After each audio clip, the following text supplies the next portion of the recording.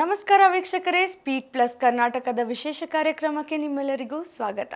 ನಾನು ರಕ್ಷಿತಾ. ಇತ್ತೀಚಿನ ದಿನಗಳಲ್ಲಿ ಜನ ಫೇಮಸ್ ಆಗೋಕ್ಕೆ ಏನೇನೆಲ್ಲ ಮಾಡ್ತಾರೆ. ಅಂಥದ್ರಲ್ಲಿ ನಾನು ಸತ್ತಿದ್ದೀನಿ ಅಂತ ಹೇಳಿ ತಮ್ಮ ಸೋಷಲ್ ಮೀಡಿಯಾದಲ್ಲಿ ಹಾಕ್ಕೊಂಡು ಫೇಮಸ್ ಆಗ್ತೀನಿ ಅಂತ ಅಂದ್ಕೊಳ್ಳೋದು ಮೂರ್ಖತನ.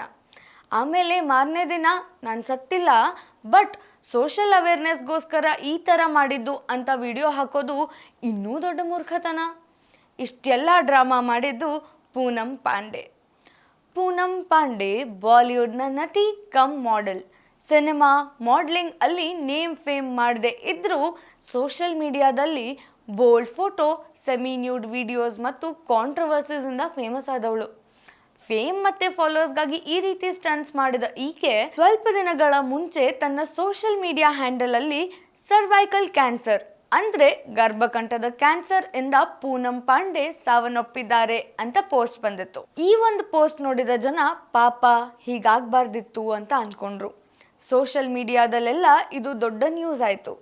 ಎಷ್ಟೋ ಜನ ಸೆಲೆಬ್ರಿಟೀಸ್ ಕೂಡ ತಮ್ಮ ಸೋಷಲ್ ಮೀಡಿಯಾದಲ್ಲಿ RIP ಪೂನಂ ಪಾಂಡೆ ಅಂತ ಪೋಸ್ಟ್ ಮಾಡಿದ್ರು. ಈ ಸುದ್ದಿ ಹಬ್ಬಿ ಒಂದು ದಿನದ ನಂತರ ನಾನು ಸತ್ತಿಲ್ಲ, ಆದ್ರೆ ಸರ್ವೈಕಲ್ ಕ್ಯಾನ್ಸರ್ ಇಂದ ಸಾವಿರಾರು ಮಹಿಳೆಯರು ಸಾಯ್ತಾ ಇದ್ದಾರೆ, ಅದಕ್ಕೆ ಇದರ ಬಗ್ಗೆ ಜಾಗೃತಿ ಮೂಡಿಸೋದಕ್ಕೆ ಈ ರೀತಿ ಮಾಡಿದ್ದೆ ಅಂತ ಹೇಳಿದ್ಲು. ಆದ್ರೆ ಇದು ಜಾಗೃತಿ ಮೂಡಿಸೋ ತರ ಇರ್ಲೇ ಇಲ್ಲ. ಪಬ್ಲಿಸಿಟಿಗೋಸ್ಕರ ಮಾಡಿದ ಸ್ಟಂಟ್ ಗಿಮಿಕ್ ತರ ಇತ್ತು. ಈ ಮೊದಲು ಇದೇ ತರ ಪಬ್ಲಿಸಿಟಿಗೆ ಅವಳು ಟ್ರೋಲ್ ಆಗಿದ್ದು ನಾವೆಲ್ಲ ನೋಡಿದೀವಿ. 2011 ವರ್ಲ್ಡ್ ಕಪ್ ನಲ್ಲಿ ಇಂಡಿಯಾ ಗೆದ್ರೆ I will be topless on social media ಅಂತ ಹೇಳಿದ್ಲು. ಪೂನಂ ಪಾಂಡೆ ಯಾರು ಅಂತ ನಮ್ಗೆಲ್ಲ ಲಾಕಪ್ ಶೋದ ನಂತರ ಮರ್ತೇ ಹೋಗ್ಬಿಟ್ಟಿತ್ತು.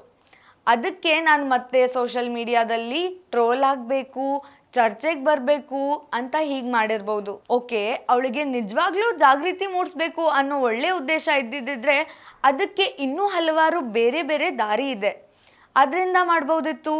ಎಷ್ಟೋ ಜನಕ್ಕೆ ಈಗಲೂ ಕೂಡ ಅವಳು ಯಾಕೆ ಸತ್ತೆ ಅಂತ ಹೇಳಿದ್ಲು, ಮತ್ತೆ ಮಾರನೇ ದಿನ ನಾನು ಸತ್ತಿಲ್ಲ ಇನ್ನೂ ಬದುಕಿದ್ದೀನಿ ಅಂತ ಯಾಕೆ ಹೇಳಿದ್ಲು ಅನ್ನೋ ಕಾರಣನೇ ಗೊತ್ತಿಲ್ಲ. ಆದ್ರೆ ಇವಳು ಮಾಡಿದ್ದು ಸರಿಯಲ್ಲ ಅಂತ ಗೊತ್ತಾದವರು ಇವಳಿಗೆ ಬುದ್ಧಿ ಕಲಿಸದೆ ಬಿಡ್ತಾರಾ?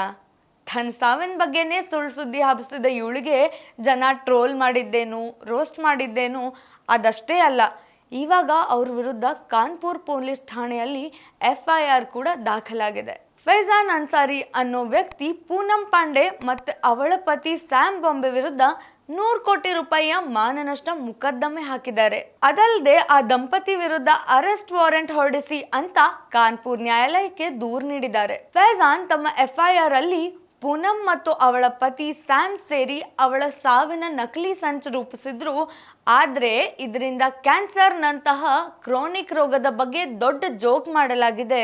ಪೂನಂ ತಮ್ಮ ಸ್ವಂತ ಪ್ರಚಾರಕ್ಕೆ ಈ ರೀತಿ ಪ್ಲಾನ್ ಮಾಡಿದಾಳೆ, ಇದರಿಂದ ಕೋಟಿಗಟ್ಟಲೆ ಭಾರತೀಯರು ಮತ್ತು ಇಡೀ ಬಾಲಿವುಡ್ನ ನಂಬಿಕೆಯೊಂದಿಗೆ ಆಟ ಆಡಿದ್ದಾಳೆ ಅಂತ ಹೇಳಿದ್ದಾರೆ. ಇವಳ ಮೇಲೆ 100 ಕೋಟಿಯ ಮಾನನಷ್ಟ ಮೊಕದ್ದಮೆ ಏನೋ ಆಗ್ಬಹುದು, ಆದ್ರೆ ಪೂನಂಗೆ ಆ 100 ಕೋಟಿ ದಂಡ ಕಟ್ಟೋ ತಾಕತ್ತಿದ್ಯಾ? ಅಟ್ಲೀಸ್ಟ್ ಕೋರ್ಟ್ ದಂಡದ ಮೊತ್ತ ಕಡಿಮೆ ಮಾಡಿದ್ರು ಕೂಡ ಆ ದುಡ್ಡನ್ನಾದ್ರೂ ಕಟ್ಟೋ ತಾಕತ್ತು ಪೂನಂಗೆ ಇಲ್ಲ.